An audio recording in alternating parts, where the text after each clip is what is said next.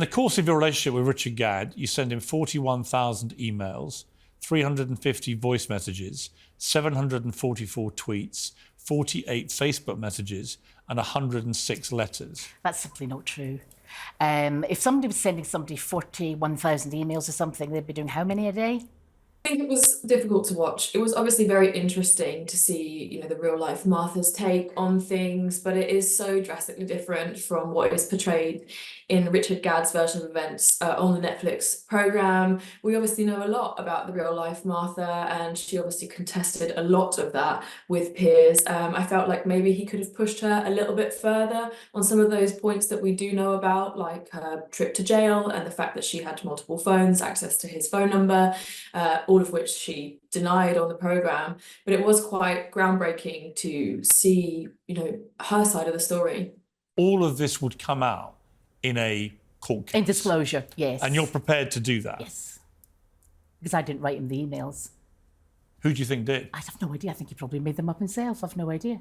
I think people would find the fact that she denied, the 41,000 emails, the hundreds of voicemails, the tweets as quite revelationary, because people have found evidence of that online, and there must have been some evidence of that in order for the series to have a basis at all. For me, the most shocking part was the turn of phrases that Fiona used to describe Richard. She said that he was psychotic, misogynistic. The way that she shifted the narrative, to me, was the bombshell in itself. I found the identity of the real life Martha probably about 5 or 6 minutes after watching the first 3 episodes at the screening, which I didn't think it was going to be that easy, but just from watching the first 3 episodes, there were some keywords I was able to pull out: lawyer, MP, disabled son, things that Richard Gadd had found out online about Fiona Harvey. And within 5 minutes, I found an article online from 2004, which actually named Fiona and linked her to a very, very similar crime to that which is detailed in the Netflix program. So it did really take only 5 minutes, and then obviously finding photos of her online and trying to match her up with what the Netflix portrayal of her was with Jessica Gunning.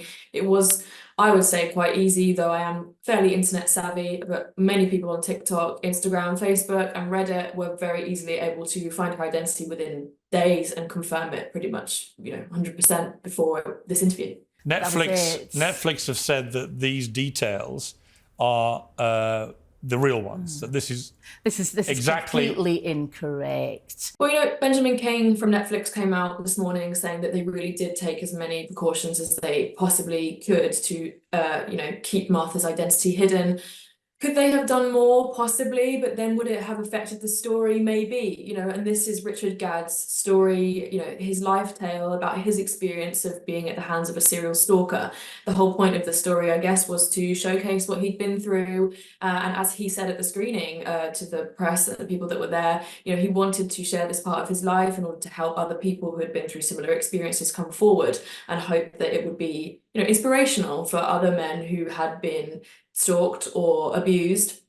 So it's difficult, really, because they could have obviously done more to conceal the identity in my eyes. However, if they'd done that, perhaps they wouldn't have been, doing Richard's story justice. Switching from one story to another, perhaps she doesn't even quite remember how it happened. It was quite a long time ago. But, it's difficult because we've seen Richard's portrayal of the events. Now we've heard about what Fiona thinks. They're obviously drastically different, and it's turned into this kind of he said, she said row. But I think what's important is to not take away from Richard's victim statement, which I guess is the entirety of the show itself. I was talking to somebody, it's pretty rude to interrupt, so he seemed to be obsessed with me from that moment. I think the entirety of this now lies in the hands of Richard Gadd. It was his testament, his story, and at the screening he said, he wanted to put this chapter of his life to bed, and that's why he made Baby Reindeer, to get it out there, to embrace it. He said, I couldn't keep going like I was going inside, and I needed to get away from this dark turn. So the whole show was his way of, voicing what had happened to him. I think it's therefore his decision whether or not he wants to come forward and show proof. I don't think necessarily that would bode too well for, in the wider respects, victims to have to come forward and show a relative amount of proof in order to be believed. I think we should try and, take both sides of the story and put together what we think and feel about it based on the evidence that we can see, without putting pressure for more evidence to be put out there. I think if Richard Gadd is satisfied with the version of the story he's put out, he shouldn't feel the need to explain. We have a habit in the media these days of whenever we are able to uncover a villain or a criminal, that they tend to end up in the public eye, and actually perhaps some of them find that quite enjoyable. I don't think Fiona is necessarily after the limelight, but it has given her an opportunity to take it, and I do think that is quite a dangerous turn of events, giving someone who's accused of quite serious crimes and, you know, has been, whether she denies it or not, jailed previously for stalking crimes. I don't necessarily think it's the right thing to do for her to have too much space to speak, because I do think it takes away from Richard's version of events, which are true or not true, or if they've been emphasized in any way, which I personally believe they haven't.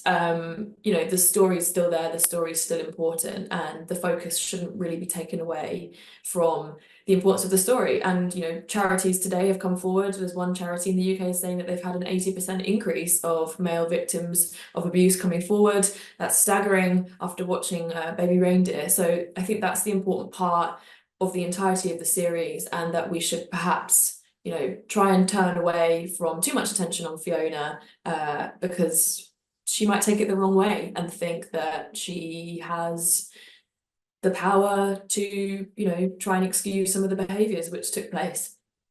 Piers didn't really leave any stone unturned of the stones available, I think, to turn in an interview like that with such a sensitive subject and two very varying versions of events, with two people who have obviously suffered, and both, I think Richard Gadd would agree, have, you know, had their own life experiences which have caused them to have some kind of, you know, need some kind of help or with their mental health. So it's very difficult, it was very difficult for Piers to kind of tiptoe around the obvious, but perhaps Piers, being Piers, I would have liked for him to push a little bit more on her kind of changing narratives, changing stories, and the fact that she kept kind of misquoting herself and changing her mind about how many phones she had access to, whether or not she'd contacted Richard, for how long she'd contacted Richard, for how often she used to go into the pub in Camden, for example, that he worked in. There was a lot of chop and change, and I think he could have had a chance maybe to hone in a little bit more on that. So you're denying sending anything to him? There may have been a couple of emails. Text messages? No. Facebook messages? No. I'm not sure where the story's going to go from here, and I do think that would all depend on whether or not Fiona continues to speak out, and whether or not Richard decides to speak out in return. You know, he was very clear after the series came out that he did not want anyone to go after the real life people in the series, that he wanted people to stop searching for them online, and he has so far remained relatively quiet on the reaction to Fiona's interview. So I don't think that this is going to go any further unless Richard, of course, decides to speak out or show further evidence to his side of the events. I mean, he was very clear-cut in the screening that this was, as I've said, you know, the end of the road for this particular chapter of his life. He's working on other projects. He's going to start doing other things. He's moving on. You know, he's had this dark period that he needed to voice. He needed to get out so that he could, you know, put it to bed and continue with his career.